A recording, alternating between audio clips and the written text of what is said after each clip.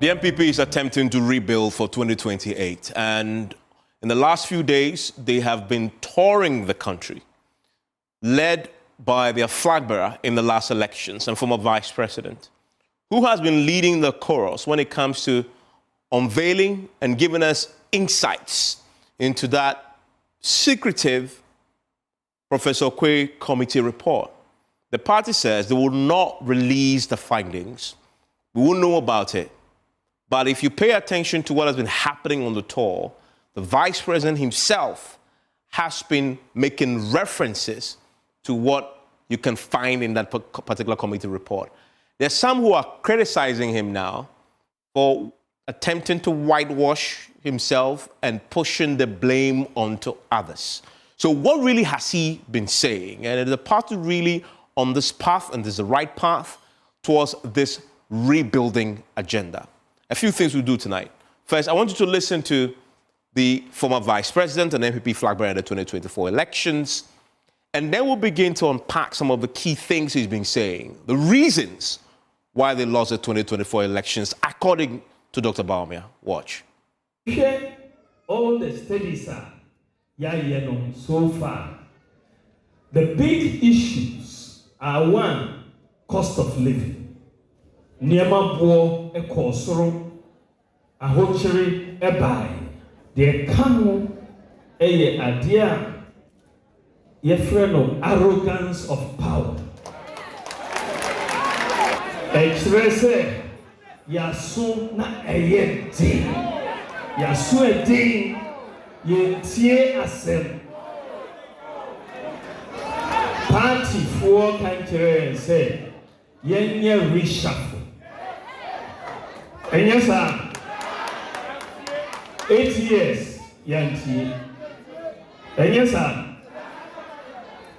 party for country and say, Yempe E11. 11 no ever hiding.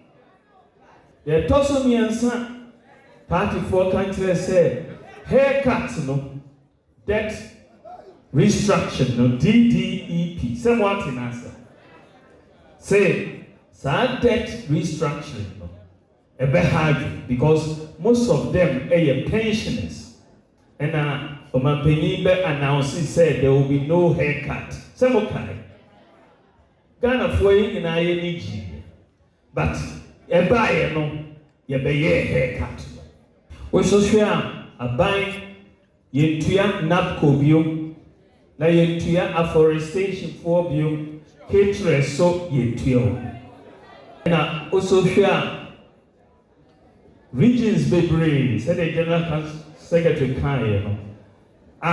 Your votes no do on the war no. Ya nye juma be wo. So that's the Dr. Baumia diagnosis as in why they lost elections. But many will say a lot of the things that he's saying, we knew. We knew at the time that it was going to cost them. The arrogance of power he talks about, the cost of living crisis that was inflicted on many Ghanaians. The DDEP was also going to cost them. He also talks about the cathedral, National Cathedral, that, of course, his government decided to go ahead and do. There was one particular clip that you didn't hear there, but he also talks about 3 days to the elections, increase in fuel prices. And he was questioning, of course, if you increase fuel prices 3 days on election, you expect to lose elections. So it was very, very clear.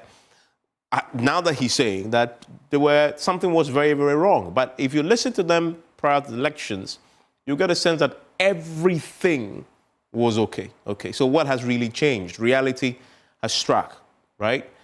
We also heard from Kennedy Ejapon. And why is Kennedy Ejapon interesting? Because, as you know, many tip the two of them to be the front runners the next time the party holds a presidential primary. He was also on the Thank You tour.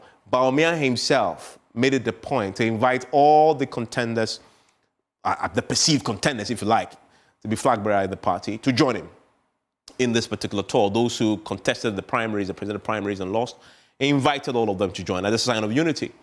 The point that Kennedy Ejapon makes, fundamentally, is that for the party to dream of rebuilding for 2028, one of the things they must do is to unite, but most importantly, grant amnesty to all party supporters, current and in the past, who had wronged the party, had been suspended, even expelled, bring them back into the fold. Listen to him.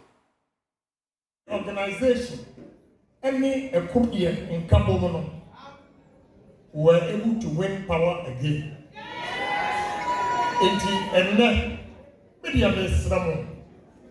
Some way support to win, some way support to win. Mommy and Fantonja.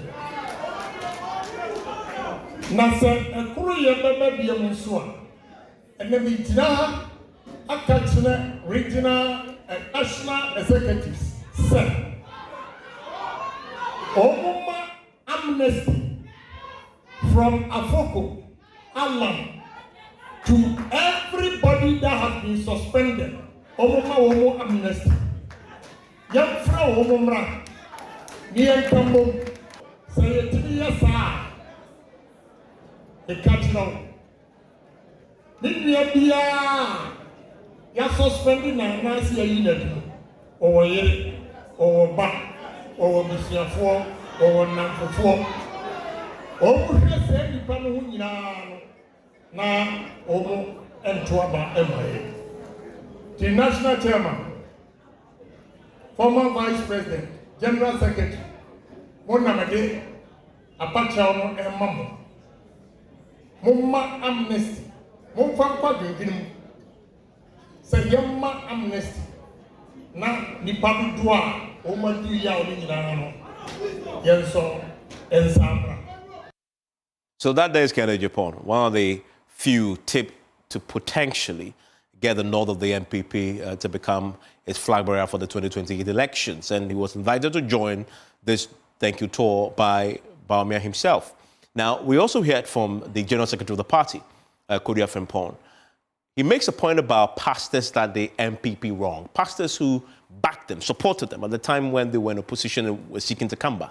And when they won power, they seem to have forgotten about these pastors. And that he was asking the party to look for them, go back to them, appeal for their forgiveness, ask for their forgiveness, and hopefully get them back on board. But this very secretive document, the Professor Michael Quay document, would it finally be made public? Because there are some members of the party who want that document made public, because it is on the basis of that that they can then proceed, for instance, with making suggestions as to how to amend the party's constitution. The argument is that if we don't know the contents of that report and the real diagnosis of why we lost elections, how do we then proceed to make recommendations, prescriptions as to how we solve the problem, right?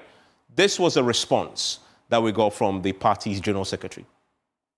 Yeah, in 2016, I saw for Imam for almost original man party. The movie was 8 years, young come with you. And then now, what's the other more soft be a no Dima party now with Jaya, your quiet young Pananaso, near Panacho. Yet a committee, Ira Makupi, and net down, said, Yenim and comfort break can't adequately yenim punim our battle. Never so, as a party, let's say in an official report, there was some part, ye call Ghana for 276 constituencies, 16 regions, you're calling in a near Busa, young crop for 10 pounds this year. Here I could pay more a dome report, no, a brain party. Omade by no.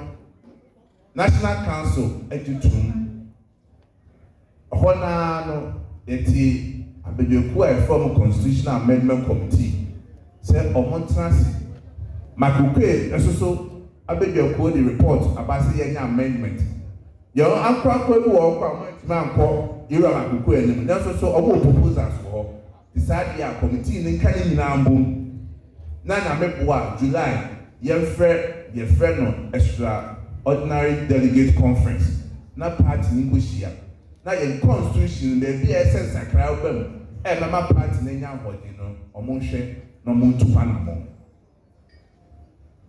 era makukwe krata odi abrɛ no ye ti asese krata no yetimi mfa embeto aboti sabi ye politics na ye no akansi na awko me who will be all quite fancy, not the symptom, the strategies, or the other trouble things Ghana for motion. So the committee's report will not be put out, but there's some in the party who are demanding that they put it out. My guests will be weighing on this. Some of them members of the NPP, some of them who have been expelled, have been treated like pariahs. Now that there's a call for them to be brought back into the fold, amnesty granted to them, I'm wondering whether they're ready themselves. If that is extended to them, will they accept it, or will they join the fold and lend their shoulders to this particular wheel to rebuild for 2028? There's a lot to unpack there as this party begins this rebuilding agenda. We'll sit down, we'll have a conversation with members of the party themselves on what is happening and the best way to achieve this unity. Even now, we're seeing the discord, right, on the back of all that we've been hearing already. How do they tend to get everybody else focused on this 2028 agenda? Details after this.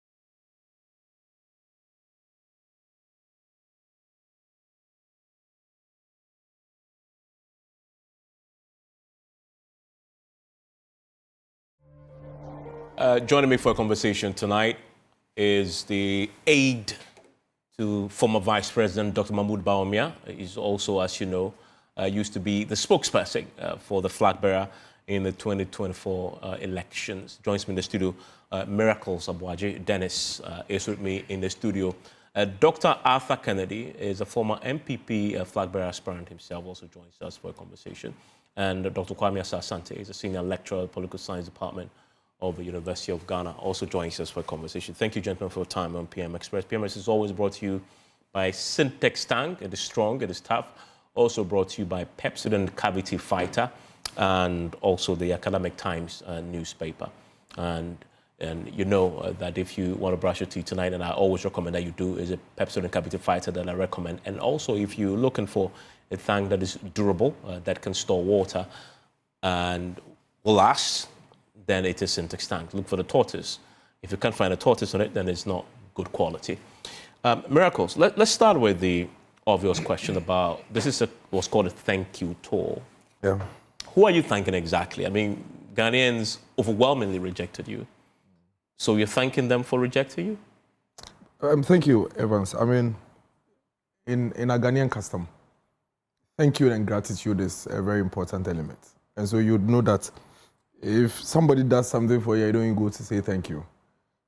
The person will bear grudges with you for a very long time.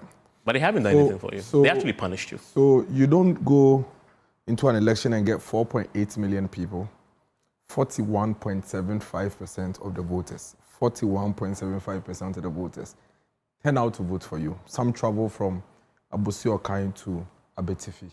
Some travel from Ho to Bole Bamboy. Some from Sabelugu to Accra. And then you say that because you did not win, you don't go to say thank you. You would have to say thank you. Showing gratitude for today's 41.75% people is to simply tell them that thank you for showing faith in me. Thank you for expressing optimism in the vision that I shared. Let's keep the faith and let's believe in what we believe would be the foundation for Ghana's future, and that we go back, reorganize, and get back stronger. Okay, so if that's the case, I mean, so this is a thank you for those 4 million plus who voted for you. We would also realize that as part of the thank you is to the hundreds of thousands of party people across the country who spent day and night in the hinterlands to work for you as a political party and as a candidate over the period, just to ensure that they get these 41.75% people to the polling stations to vote. And so it's a very important element of our political dispensation. That's why you realize that it has become part of our political activities. 2009, Nana Akufo-Addo was out there, even though he lost, for a thank you tour. 2013, he was out there, even though he lost in 2012 elections. His Excellency the President, John Mahama, was on a thank you tour in 2017, even though he lost with an overwhelming 1 million votes in 2016. In the year 2020, His Excellency John Mahama was out there saying thank you as well. That is who we are. That is who the Ghanaian person is. And but so if that is your ultimate objective of the thank you tour, why then do you have many of your own senior members of the party disagreeing with the approach? Wachi Jaku, for example, NPP's thank you tour drifting into bouts of discord, blame shifting, and internal strife. So this is not new when it comes to thank you tours in this country. So I just quickly entered Nana Akufo-Addo on thank you tour, and you see the stories. Is Akufo-Addo using thank you tour to relaunch his comeback? Akufo-Addo thank you tour is not for his campaign, NPP.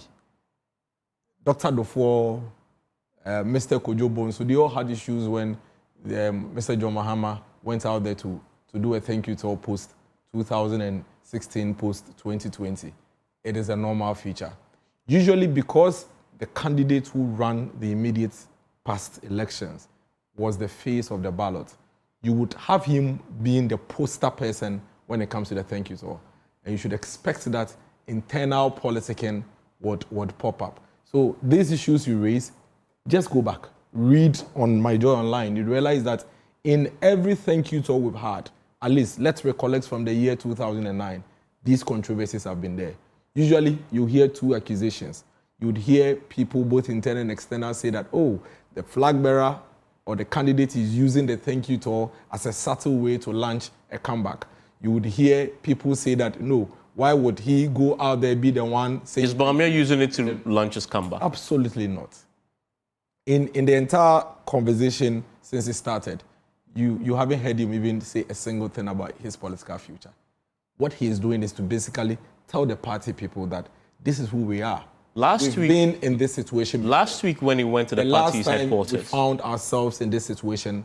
There is a blueprint for which... Last week when he was at the party's headquarters, when they launched this, he spent quite some time talking about his own suitability and dismissing criticism that part of the reason why he lost was because he's from the north and he's a Muslim. Some look at that to say that is him presenting himself as still the best option for the party in spite of the criticism against him that he himself found need to address. Isn't that subtle campaigning, in fact, very blatant campaigning? Like I'm saying, this won't be the first of such controversy around a thank you tour. It won't be just on Dr. Bawumia. It was for Nana Akufo-Addo, the same controversy. It was for His Excellency John Mahama, the same controversy. And today it is for Dr. Mahamudu Bawumia. If you, Evans, run for president and you go for a thank you tour, it would be for you again. It's a normal feature. The fact of the matter is that Dr. Mahamudu Bawumia and the party people are sharing frank and open conversations about our party's future. This is part of the rebuilding process. You recall that immediately after the elections, Dr. Mahamudu Bawumia and the party leadership advised that we all hold our horses, allow the review committee to finish its work. When the committee is done, then we can take off from there. The committee has presented its report. The National Council has started implementing aspects of the committee's report. There are aspects of the committee's report that require dissemination and cascading to the party, grassroots. That is also being done. The thank you tour and the conversations that are being held are part of our rebuilding processes. And that's why when you listen to the General Secretary critically, he picks on critical aspects of the report and shares with the meeting at different fora. Remember that the thank you tour is not just what you are saying. As part of this tour, there's a closed-door meeting between the party leadership and the flag bearer and the regional party stakeholders, the regional executives, the constituency chairman, to discuss other matters in the report that cannot be made public. You are not a member of our party. There are things in the report that are not meant for you. There are things that require implementation. There are recommendations that require certain implementations at various levels. Those are shared in these closed-door meetings before they even come out to that big meeting that you are... But in the big public meetings, why is the former vice president choosing to tell us, at least from what we've heard so far, some of the reasons that presumably is captured in the report listing why you lost. Why is he doing that when we're told you will not be told the contents of the report? Nobody told you will not be told the contents of the report. What you were told is that the reports will not be put out, and that aspect of the report can be put out and will be implemented. And that is why... So who is choosing which aspects to publicize, which aspects not? The leadership of the party. The general secretary and the chairman are the leaders of the party. They run this party. And that is why the general secretary on the tour is actually sharing, based on the forum, information that is required for that forum. So if you meet a large group of... When we went to Takoradi, for instance, I was there. You'd realize that the Takoradi meeting was not just made up of party executives. You had the fisher folks from Second coming to the meeting. You had drivers from the market circle area coming to the meeting. Now, what we're trying to do with the thank you tour is to do two things. First of all, reignite the base. Also share with the broad party people, not just executives, some of the things we believe may have hindered our efforts to win the 2024 elections, and then share with them the strategies to forestall some of these things going into the future. And so you hear the General Secretary list and enumerate some of these challenges. Then the flag bearer will also go through some of them. These are very important information for that forum. There are other information in the report that is not necessarily meant for that forum, but it's meant for Kwesi Methodist A polling station. It will go directly to Kwesi Methodist A polling station.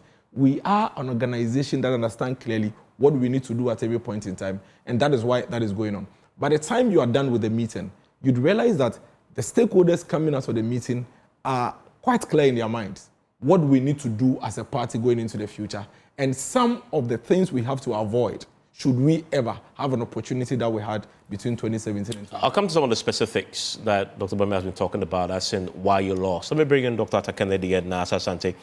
Doc, let me first clarify. You're a former flag bearer of the party, but are you still a member of the NPP? Please unmute for me.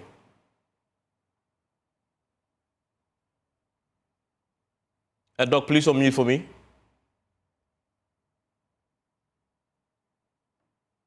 Let me bring Asa Sante into the conversation. Hopefully we can fix Dr. Arthur Kennedy's microphone there. Mr. Sante, you've heard the reasons for this thank you tour. Is it really necessary? Thank you, Evans, for the opportunity. I don't think it's necessary. There are more pressing issues that I would have thought that the party would spend more time to look at it in detail. For instance, we saw the bickering and the rancor that characterized the primaries, and it fed into the whole electoral process. You cannot discount this. So this, even though I've not seen their report, this is something that still lingers on within the political space that I thought that is an opportune time for them to look at it, deal with it, so that people who are aggrieved, who are disenchanted, you can get them back. The likes of Amakuba, the likes of Apuku and Co., right? These are matters that we need to deal with it head on. So the thank you tour, they could have saved that situation with a press release, and then you go into these specific ones that are really rearing their ugly heads into the whole political business within the party and creating all manner of problems. So for me, the tour very much unnecessary. But the tour also allows you, once you get into the communities, to have direct interactions with party supporters, but also the broader voting public. One, thank them, of course, even if they rejected you. But two, explain to them why you lost and tell them your plan to recapture power. There's some value in that. But here you are. We have problems that the people are looking forward to hearing from you how you're going to handle the problem. Those are the things that you need to do first and foremost, right? A release thanking everybody. Remember, the party has thanked their supporters immediately after the election. You recall Dr. Baume's press conference after he accepted defeat and all that. He thanked his people. So this is the time, go into action and then deal with the problem that ought to be confronted head on, because there are a lot to do if you really want to position yourself to recapture power the next time. Have we fixed the line to Arthur Kennedy? Dr. Arthur Kennedy, can you hear me? Yes, I can hear you. Great. Before I move, I wanted to clarify with you if you're still a member of the NPP, card-bearing member. Yes. Why would you ask me that? I mean, it's important because of my next follow-up question. The party that you're still a member of is embarking on this uniting move of bringing everybody into the fold, really going forward. First, give me your thoughts on the approach. First, a thank you tour, at which you're also hearing the reasons why the party lost. Good move? No, I actually think we need an apology talk rather than a thank you talk. We should be apologizing to the country for our bad governance. And then we should also have what I would call an accountability process in which we hold to account the leaders of our government and government agencies whose misgovernance and arrogance and corruption caused our defeat. When we do that accountability as well as apology, it will give us more credibility with the public. And as you rightly pointed out, the primary that led to Dr. Baumia's selection was characterized by a little bit of rancor. Somebody lost the eye. It was violence. Actually, I'm told that even during this apology tour, some slaps have been exchanged, which shows that there is a need for more behind-the-scenes reconciliation and other things before we take it public. And respectfully to Miracle Support, what is happening is Dr. Bawumia is beginning to make his case ahead of his competitors. Everybody knows that. We know that was what Miracle is doing. That's what Dr. Bawumia is doing. But there's a different Dr. Kennedy here. This is a man who said that I want all my previous contenders, those who challenged me when we went to the presidential primary, to join me on this tour. And that's why we're hearing from Kennedy Dupont himself on the same platform as himself, Bawumia, making a case and talking about what they should do to rebuild. That's a difference. He genuinely wants the party to unite and to get everybody along. Because what about new candidates? Are we assuming there will be no new candidates? Where are those new candidates? So I'm just saying that regardless of how it is packaged, as you yourself pointed out, when he was at party headquarters, he spent a lot of time trying to defend himself about his suitability and all the reasons he's been listing for our defeat, trying to cast aspersions on former President Nana Akufo-Addo.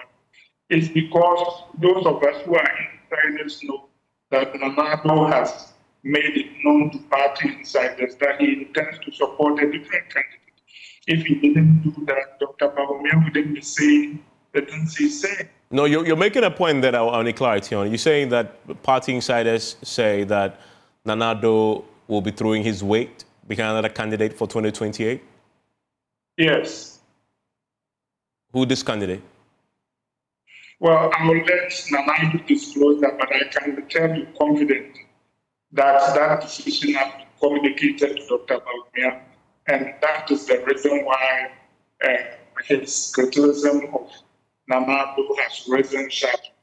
And it is in effect unfortunate because I think whatever you think of Nana Addo, Dr. Bawumia owes him quite a bit, and he deserves better treatment from Dr. Bawumia. I mean, by the way, if you had a moment, I'll tell you a story. In 2008, I recommended to Nana Akufo-Addo that in my view, as a campaign communicator and someone with a lot of experience watching campaigns around the world, distancing himself from the Akufo administration would benefit him. And even though he had left that administration almost a year before the election, he steadfastly refused to do that. He said, Kennedy, it would be on principle to do that. I was a member of the cabinet, a very important member, and what about our failures and successes? I am bound by them. I mean, he was disagreeing with me, but that was very honorable.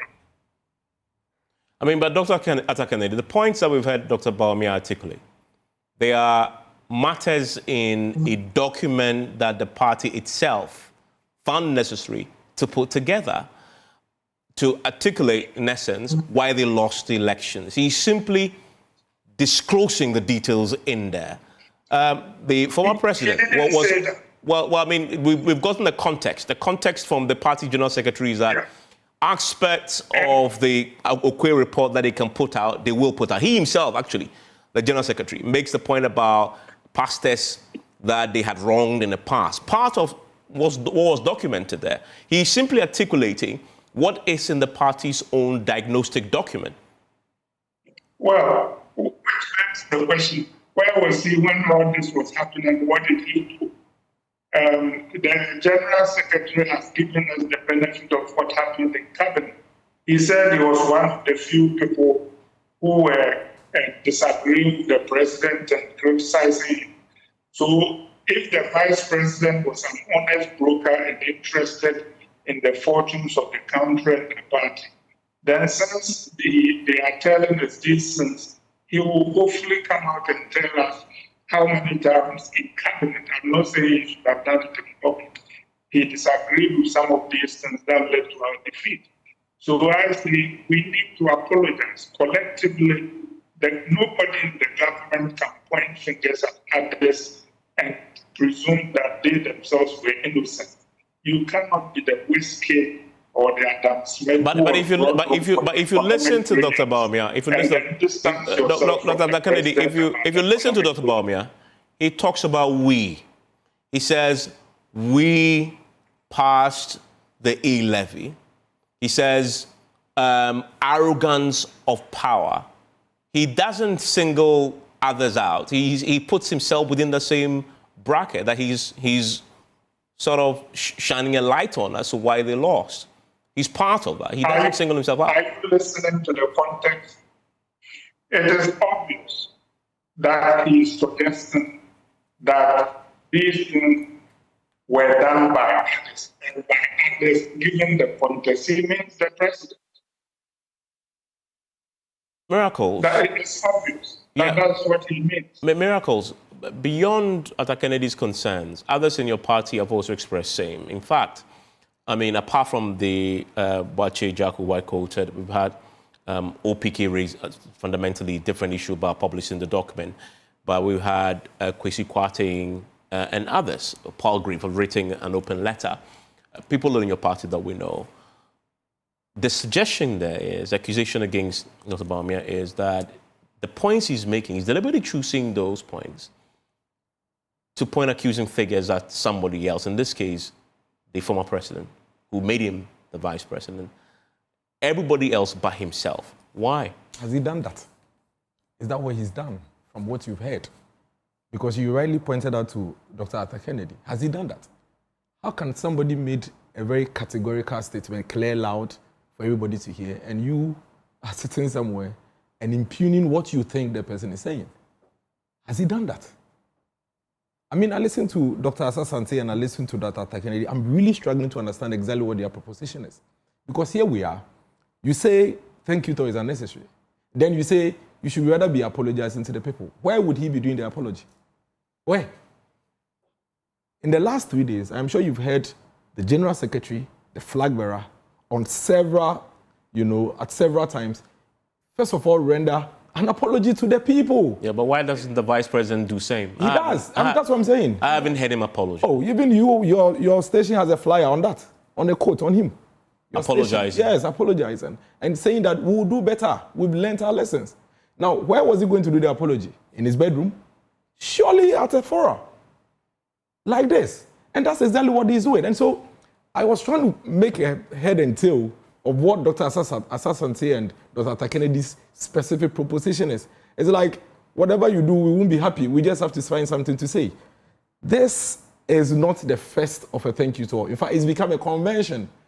When former president, or the current president, Mahama, lost election 2016 with 1 million votes, and he went on a thank you tour, at a time when we were in power crisis, at a time when a lot of things were on its knees, did Dr. Asasante say it was unnecessary? How is it unnecessary? Now, hold on. How does one being on a thank you tour prevent the group from dealing with other issues of the organization? I want to understand the logic there. How does it says conflict? that the focus should be that. How does the You focus... cannot have a divided attention when there are people in the party who are aggrieved. How is it a divided attention in being on a thank you tour, engaging your own party people, and at the same time dealing with all other issues of the party? Today, as the General Secretary and the flag bearer are in the Bono region, has it stopped the NPP from running? Address the fundamental... Has it stopped the NPP from doing all other things? So address really, the fundamental criticism. It's not adding up. But Bawumia mentions a few reasons why the party lost. He talks about arrogance of power. He talks about the National Cathedral. He talks about the DDEP. Does he first accept that he was part of that mess?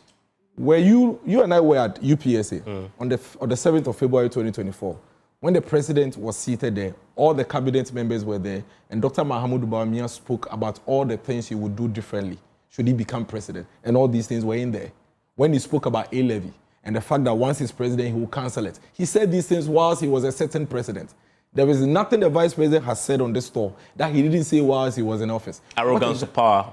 Exactly, he said different. It. Yeah, he said it. He said it when he was in power? Yes. Publicly? Yes, because you see, Evans, these things, they are just part of the human nature. You are a big organization. You've appointed close to about 8,000 people. You should expect these things to happen across. What you will do is to continuously conscientize your people to understand that we are serving. And so we should calm down a little bit. But there is nothing he has said that he hasn't mentioned in the past. But does he accept that he is as guilty as everybody else? That is why you see and hear him. And I watched him on your news where he said, Yaso yedin, Yaso yedin, Yaso. It is we. There is not a single statement the former vice president has made without using the pronoun we. We. His entire conversation is a we. Then he goes on to say, we have learned our lessons.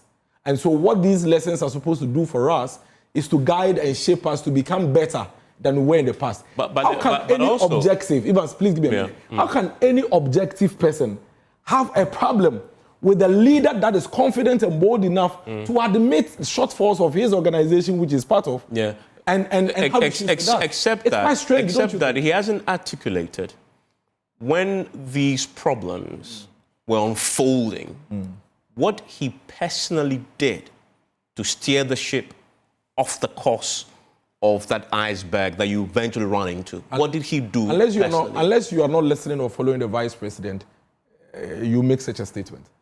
It's a question. What did you do? During the campaign period, when he was vice president and during the campaign, he constantly spoke to these things. It's not about what he spoke publicly. He indicated, not publicly. What did he do? But he said, for example, I'll give you an example on e-levy. He's a member of the government. When government is taking decision, government takes a collective view decision, not an individual view decision. So when you go to cabinet, you may disagree all you want. But ultimately, the group will take a decision. Did he disagree? Of course. Did he express on e-levy? Yes, he did. I mean, that's e-levy. That's on the DDEP. On several of such issues. On DDEP, I didn't see him publicly once. So you may not depart from the DDEP. You may not have seen him publicly depart on DDEP. But there are several issues, including DDEP and e-levy, that he disagreed on in government. No, I'm asking a specific question about DDEP. No, but you asked what he did. Yes, on DDEP, did he object? He objected to it, but it doesn't have to be public alone to show the objection. Must he publicly object to it alone to show that he objected? It doesn't have to be the case. This evening you had the production. Must you publicly come and say that you disagreed on one of the things you and I discussed before the public will know that, Evans didn't agree to that. You and I had a discussion before this production. We had our issues. Must you come and state it publicly? But your production, your management knows your position on these things. The fact of the matter is that we shouldn't beat around the bush. We shouldn't pretend. It doesn't change anything. The man is on record publicly admitting the shortfalls of his and his government. Tell me one leader that has been bold enough to do that in our history, in our political history. Just one.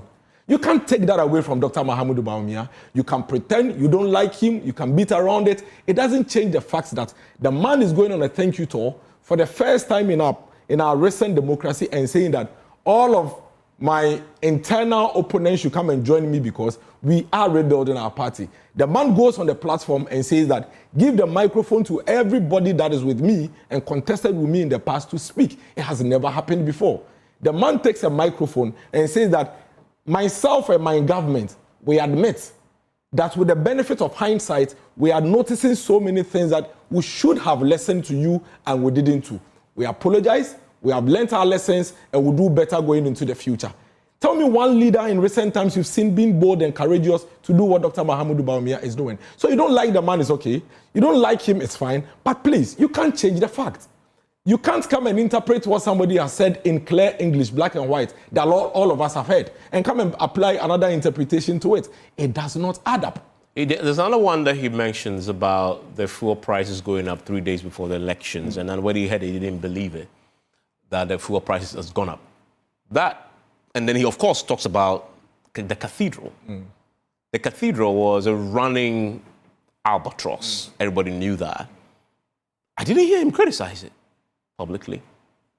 So, again, like I keep saying, follow Dr. Mahamudu Bawumia and you understand. On the 7th of February, Dr. Mahamudu Bawumia categorically indicated that he is going to defund the National Cathedral from government and that he's going to work with the churches and the religious bodies. You mean 7th of February last year? Yes, no, 2024, yes. And that he's going to work with the religious bodies to be able to raise the necessary funding to build the National Cathedral. He spoke to it. So you're saying that that pronouncement implied in there is that he was opposed to it privately? No, he must be opposed to something. He is giving you clear-cut strategy to deal with it. He believes that the religious body should be able to contribute to build a national cathedral. Yeah, but in doing that, he is directly and indirectly blaming Akufo-Addo. Why do you like to use the word blame? Why? Well, I'm not using the word blame. How do you say that? Your own party leaders use the word blame. How do you say that if somebody gives an alternative to a prevailing situation, it means it's placing a blame? How? Yeah. Must you blame somebody before you solve a situation? Must you? No, tell me. Must you put a blame on somebody before you solve a situation? Leaders are there to solve problems. But when, yes. Not to apportion blames. The criticism is when he cites the reasons and talks about National Cathedral, it is the former president who hanged his own presidency. That's why he said we. Well, he didn't say former president. Well, it was a former president's decision. It is the former government. It is his decision. That's why he said we. No, it is not the former president's decision. It is the former government's decision. Well, but it is the former president's decision. The ultimate responsibility lies with him. The vice president disagrees with you. He doesn't think that an individual can be carried with the burden of the government. I was a municipal chief executive. I am sure that in my municipality, some people may have gone to the polls to vote against the NDC because of something I should have done and shouldn't have done. The president appointed me, but my actions and inactions could have led to 1 or 2 votes being lost. Should it be carried and placed on the burden on the shoulders of the president? No, certainly not. So the vice president hasn't said what you are saying. I mean, Dr. Sasante, Dennis has a point, has he not? I mean, the vice president is articulating why the NPP lost as a group and as a government. He must certainly point to something. And if he points to it, doesn't mean that he's blaming anybody else. It's a fair point, is it not? I'm struggling to understand miracles. One, he's talking about the fact that, look, he doesn't need to make public anything that he felt so strongly about. He could say it, somewhere, but not necessarily public. Who would know that you are opposed to that thing? I mean, if he says it in NPP meeting, a caucus meeting there, who knows it? It doesn't make sense to anybody. If you believe strongly that a decision has been taken for which reason you oppose to, let your voice be heard in public, not in private. Yeah, but he's made the point he's made the point that even on some of the issues, he made his voice known publicly. For example, e-levy, when he had the opportunity to articulate his own vision in front of his boss, he said, if I get a nod, I will scrap e-levy. That is actually telling you that it's something I've been opposed to. What about the cathedral? The cathedral. We lost $58 million. Now that you are talking about it. He had in his manifesto that he would adopt a completely different approach to the National Cathedral. Look at the issue of the economy. Every time the blame is on Russian Ukraine. Keep jumping. I was surprised not to even hear about Russian Ukraine in this report because everything that went wrong about the economy, they attributed it to Russian Ukraine war. But you and I were alive to Auditor General's report, replete with financial impropriety, corruption, and the rest of them. And so what are they talking about? When people point this thing out to them, they said, oh, have you forgotten about Russia and Ukraine, the impact it had on the economy? Look, in politics, you can lie, but the reality will dawn on you, where people will either reward you or punish you. And that is what they've seen. Issue of what? Reshuffle that they are talking about. They said it time and again. People pointed out to the government that some of your ministers are non-performing ministers. Change them. The president was always saying that wait for results. And we waited for results that never came. I mean, a lot of issue of Galamsey. I have not heard about it. How do you go to collect data? Maybe it's in the report, but I have not heard about it. Galamsey was high on agenda for everybody. But hey, government approach towards this issue was a sorry one, a sorry story. But you saw the Galamsey areas and how they voted. Because in electoral analysis, you look at what? National issues, constituency-specific issues, regional issues. You ignore these things. Now you are going around to come and tell who, what. Look at cost of living that they talk about, e-levy, the DDR, fuel prices. They are all part and parcel of the economic indicators. So when we said, look, manage the economy well, stop the reckless, borrowing, stop the abuse of the public purse, here you are. You've seen the reality. Because if you look at the things that influence voters in this country, the first on their list is the economy. Once you get the basis wrong, it's over. Because the economy robs of every sector. So once the economy slips through your hands, it's over. The issue of what? Corruption and then abuse of what? Finance of the state. You saw it in area of what? The cathedral and all that. And I will add even the Pualugu. The Pualugu Dam was a very important one to deal with the irrigations of this country and then solve the Kosovo problem. I don't know whether the report was able to point to this factor, which is so critical. And Doc, very briefly, they, however, have diagnosed the problem. No matter how better it is, we are hearing them articulate what we all knew before they lost the elections, that cost of living was high, but they told us everything was fine and that, it's not their fault, it's Ukraine, etc. But now they are admitting it publicly. Is that the beginning of a proper rebuilding that could actually help them in 2028? Are they on the right path here? No. Or if they really want to make do with the report, the findings, they should be able to do that. Because by now, I'm sure the report has categorized all the things that they need to do. If they are serious about it and they apply themselves to it, fine. Otherwise, they'll have their fingers bent. But one last thing I want to point out. You recall, some places, Dr. Baumia was talking about the fact that he's a Muslim and all that. Now the report is saying that the Muslim factor is not any important factor.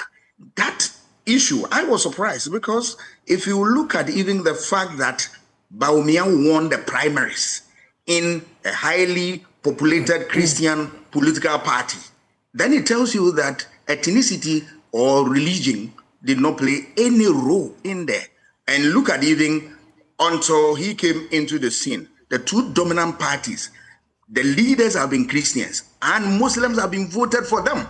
So it tells you that even Muslims, they do not look at issue of what religion when they are voting. So if you bring that argument, it's simply because now it's falling flat on their faces and now they said, now this is what the report is saying and all that. That is why some of his critics are very harsh at him because of some of these. Dr. Kennedy, the Kennedy Japan was the one who had suggested on the thank you tour that one of the first things the party must do is to extend an olive branch to all those who they had expelled or suspended, an amnesty. What do you make of that? I will respond to that in one sentence and go on to comment on the other discussions. I think the party needs more than an olive branch. There are some people who, when you say olive branch or amnesty, actually you use the term amnesty. Yes. It presupposes that they did something wrong. Actually, we don't owe Afuku an amnesty. We owe him an apology for how we treated him. It was dishonorable, it was dastardly, and Nejapun and a few others, like somebody who in the primary lost his eye just because he supported somebody different. But having said that, I am a little surprised at miracles. The idea that Dr. Bawumia has to be commended for stating what has finally found its way into the party's report is an insult to some of us who said these things in real time, ahead of time, and were vilified viciously. It's an insult to us. And I am making a promise. If Bawumia can show me one time on the record that he showed support for Frimpong Walton's fight for Galamsey, if he can show me one instance on the record where he said what was being done to Afuku was wrong, if he can show me one instance where he condemned corruption, if he can show me one instance where he condemned the cathedral, above all things, I will endorse him. You do not go into the next war with the generals who betrayed you and lost you the last war. In addition to an apology, we need internal accountability. We need to call out those whose unprincipled and unmitigated corruption led us to where we got to. And this idea that, oh, all of a sudden he's bold and he should be commended. I am really sad for Nana Akufo-Addo because after all what he has done for Dr. Bawumia, he deserves better treatment than this. And actually, one of the most sincere ways in which he can show that he feels remorse is to take himself out of contention, together with all those who are frontline people who massively contributed to what has happened to this party. Ghana deserves a rebuilt, renewed NPP with more credible people so they can have is Dr. Arthur Kennedy returning to Ghana to join this rebuild agenda? Absolutely. I'm right in the center of it. Say that again, I lost you. I am right in the center of the rebuilding agenda. Okay. I'm talking to a lot of people. So we're going to see you on the soil, on the ground. God willing. Okay. God willing. Miracles. So what next now for this thank you tour? Where do you go next? No, Does anything change based on the criticism? there are a few issues I also have to address. Okay. You know, sometimes when I listen to Dr. Arthur Kennedy, I always want to try and situate exactly what the issues is trying to raise. I mean, this is a man that in this particular election is trying to tell us that, you know, put everything out, let's discuss it, let's open it up and all of that. Then I ask myself, what is that going to solve? He was director of communications for the party's campaign in 2008. Afterwards, he wrote a book that basically brought to bear to the public space, sold on Amazon, almost every little detail that went on in the campaign, including people who slept with who and all of that in the book. Did we win 2012 elections after that whole spell? We did it. In 2014, he said Nana Duranko Akufo-Addo has destroyed the party and that he was the brain behind the violence in the party and that NPP was dead. As at 2015, we went on to win 2016 elections. So respectfully, as a member of the party, he is enjoined by the rules and the laws of the party to support whoever leads the party. He has no choice. And so if he decides that he's giving certain conditions before he takes a decision to endorse Dr. Mahmoud Bawumia or not, I'll tell him respectfully. But Dr. Bawumia is not the leader yet. Hold on. You did not endorse Nana Akufo-Addo. You wrote epistles against him and he won the elections. And so it really doesn't matter whether you endorse or not. The contradiction is that you have a group of people that says, thank you, Tor is not necessary. And I'm bringing us back to the conversation. And then when you prove to them that it is a necessary thing to be done and that most of the candidates that they support today, including the President Mahama, His Excellency the President Mahama, has always done thank you tours, whether they win or lose. You're not suggesting that they support Mahama. No, hold on. That would be unfair. It's fine.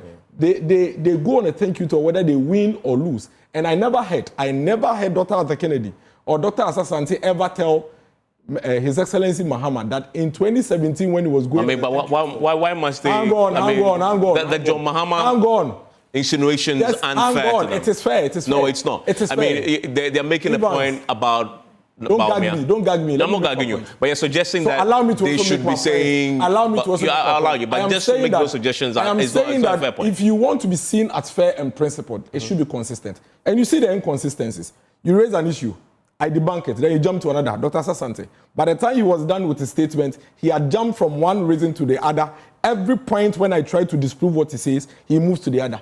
The inconsistencies and contradictions are so glaring. And for me, that is the worrying situation. Thank you, Tor. That notwithstanding, this thank you, Tor, is being widely embraced by the party. You're going to the Ashanti region next, Santo. And the party people are using it to rejuvenate the base, reactivate the base, re-energize the base, and ensure that the rebuilding process is one that would lead the NPP back stronger. Yeah, you're in Ashanti region. You're in Ashanti region? Yes, we're in Ashanti region. Tomorrow? We'll be for how long? For about 2 days, 2 or 3 days before we move on to other regions. So you're doing all the 16 regions? Yes, we would finish around the 4th of... You finish in Accra? No, we'll finish in the Central region. Okay. On June 4th, I think. That's Miracle Sobaji, and aide to the former flag bearer of the NPP and the former vice president. Enjoy the rest of your evening.